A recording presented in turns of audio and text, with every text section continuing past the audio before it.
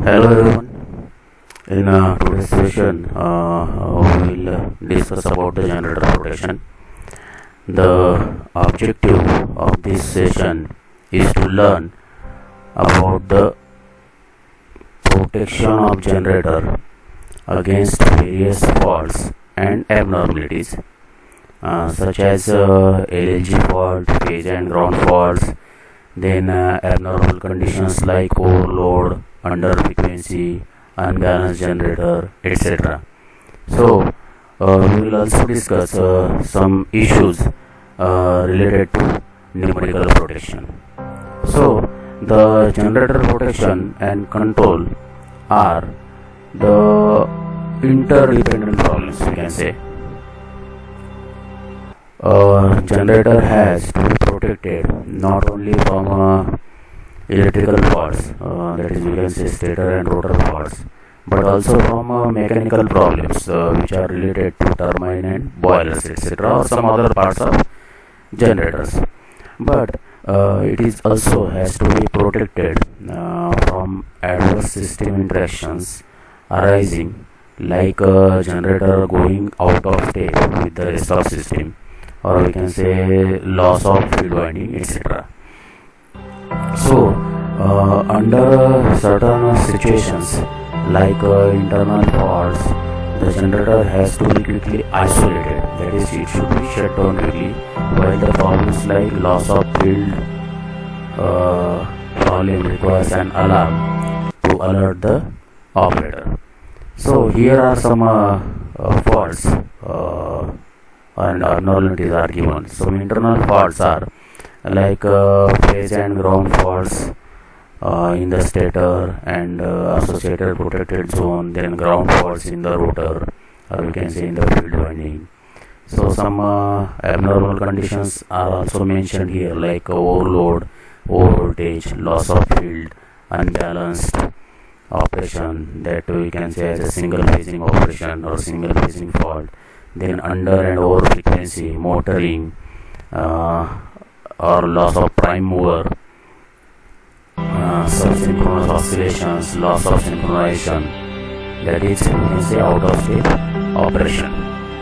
So first here we will see about the differential protection for the generator, where multi-CTs are used. So for differential protection, it is very important to choose the CTs from same manufacturer with identical turns ratio, so that the CT mismatch can be minimized. And to improve the security, percentage differential protection is generally preferred. The accuracy of the differential protection of generator is expected to be better than that of differential protection for transformers. Now, as issues like overfluxing, magnetizing in rush, no load current, and different voltage ratings of primary and secondary are not existed in case of generator. So this is the difference. So first, now we will see about the stator ground fault protection. Now most of the faults in the generator are the consequence of insulation failure, means majority of faults which are occurring in electrical system are because of the failure of insulation. So this insulation failure may lead to turn-to-turn faults and ground faults. Therefore ground fault protection is essential for the generators. So here three types of ground schemes are used in practice. First one is fault protection with high impedance grounding, fault protection with low impedance grounding, and hybrid grounding. So first we will see about the high impedance grounding. Now it is used to limit the maximum fault current due to fault in winding near generator terminals, and this reduces iron burning in the generator, and it helps in avoiding costly repairs. So high impedance grounding reduces sensitivity for both feeder ground protection and differential protection in the status of the generator. So the alternative to this is to use low impedance grounding. So let us see what is low impedance grounding. The advantage of low impedance grounding is improved sensitivity of the protection.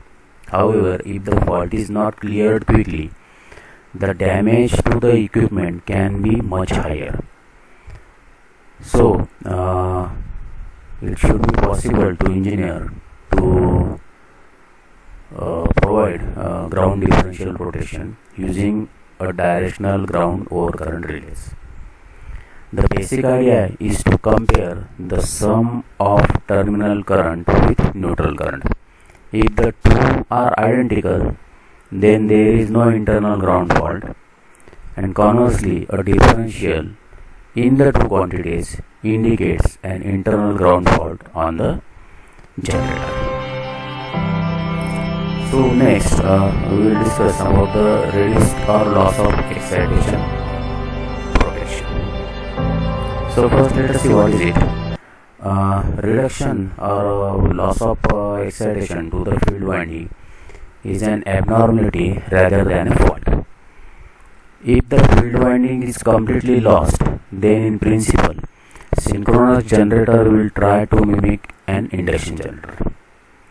And this mode of operation is possible provided that power system to which generator is connected is strong enough to provide necessary reactive power support. And if we recall that induction generator has no field winding and hence it cannot generate reactive power. Now if adequate reactive power support is not available, and that is the strong possibility actually in field, then the generator will have to be shut down. It is likely that field winding will be accidentally shut off, and usually loss of synchronism will require appreciable time to take effect. Hence it is preferable to first raise an alarm for operator to restore the field, so failing which generator has to be shut down. So let us see consequence about this. Consequence of reduced excitation may not appear to be dramatic, but it can lead to end region overheating in turbo alternators. Hence, this abnormality has to be detected and an alarm has to be raised for the operator. The ultimate measure would be to shut down the generator. Now, turbo generators may not have adequate reactive power absorption capability. Hence, they are seldom operated with leading power factor, and typically leading power factor operation of generators results when the field excitation is reduced. Hence, limitations on the reactive power absorption capability set a lower limit on the reduction on field excitation system. So, protection system for the synchronous generator should detect reduced or loss of excitation condition and raise an alarm, and if the abnormality persists, trip the generator. And this can be achieved by use of distance relays that are installed at generator terminals, and directionally they look into the generator. To protect the generator, two distance relays and directional units are used. Operating time generally of 0.2 to 0.3 seconds are used with the complete shutdown of generator. Now let us see protection against unbalanced operation. So quite often a generator is connected to grid using a star-delta transformer. The delta winding on the generator side traps the zero sequence current from flowing through the phase winding. Now, however, positive and negative sequence currents will find their way into stator winding, and positive sequence currents cannot discriminate between balanced and unbalanced operating conditions. On other hand, negative sequence currents clearly indicate the abnormality, and hence it can be used as an effective discriminant for unbalanced system operation. Negative sequence currents create an MMF wave in opposite direction to the direction of rotation of rotor, and hence its sweep across the rotor induces second harmonic currents in the rotor, which can cause severe overheating and ultimately the melting of the wedges in the area. So ANSI standards have established that the limits can be expressed as integration of I2 square dt is equal to K. Here I2 is the negative sequence current flowing, and the machine designer establishes constant K, and it can be in the range of 5 to 50. An inverse time overcurrent relay excited by negative sequence current can be used for this protein.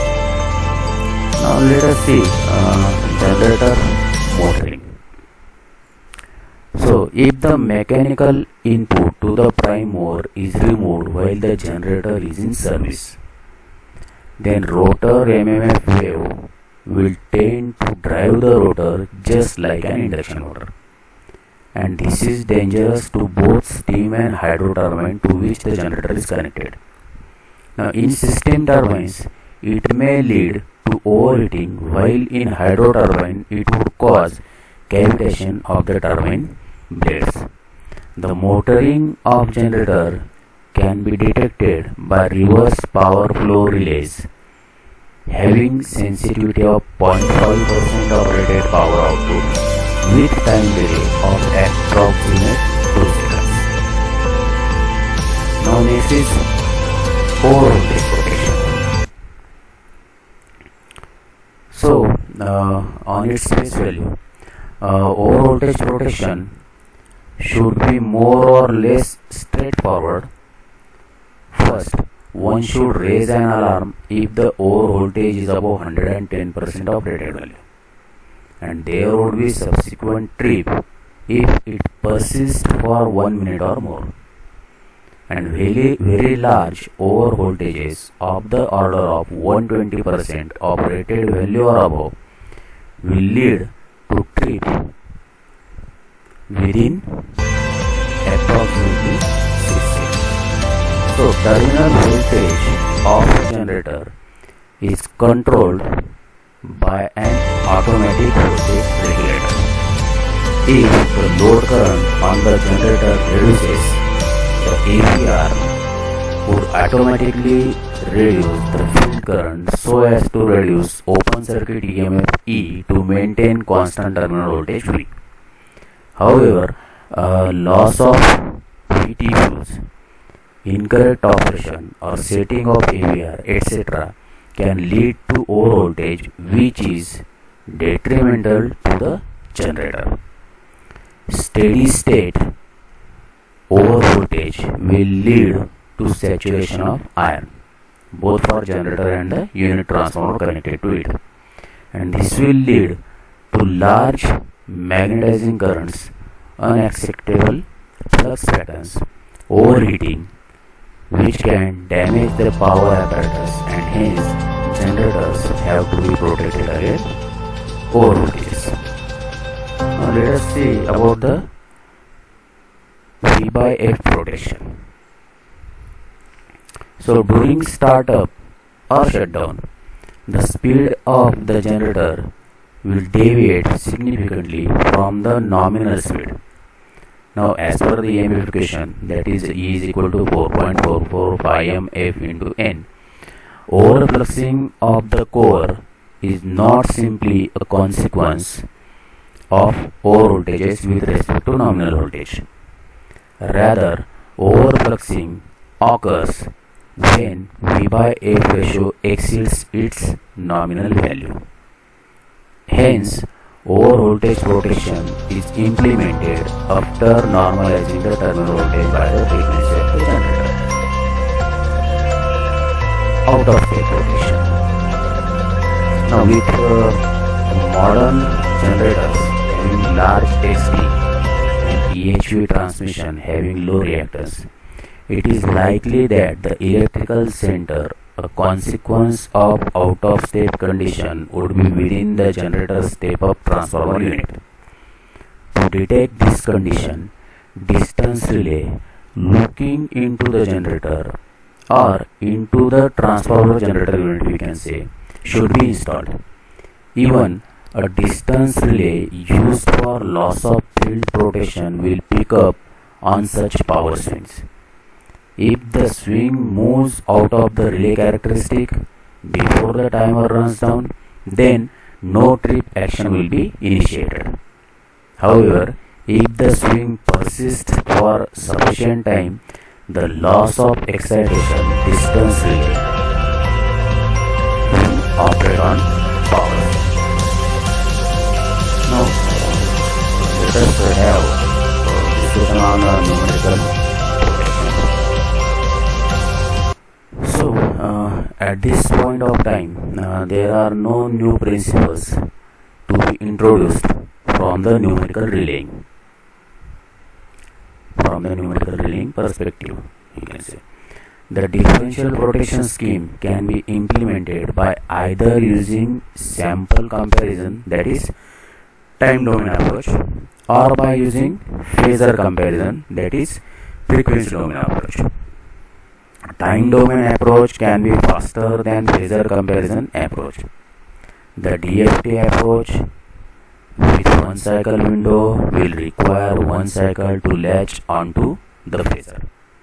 Usually, the time constant associated with DC offset currents for generator faults will be large. Hence, decaying DC offset can be approximated by DC signal, which implies the full cycle DFT will be able to reject it. However, with half cycle estimation, mimic impedance should be used.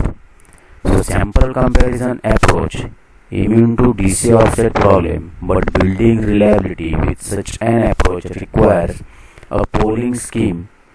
In other words, reliability is obtained at the cost of time by ascertaining that successive samples return the trip decision.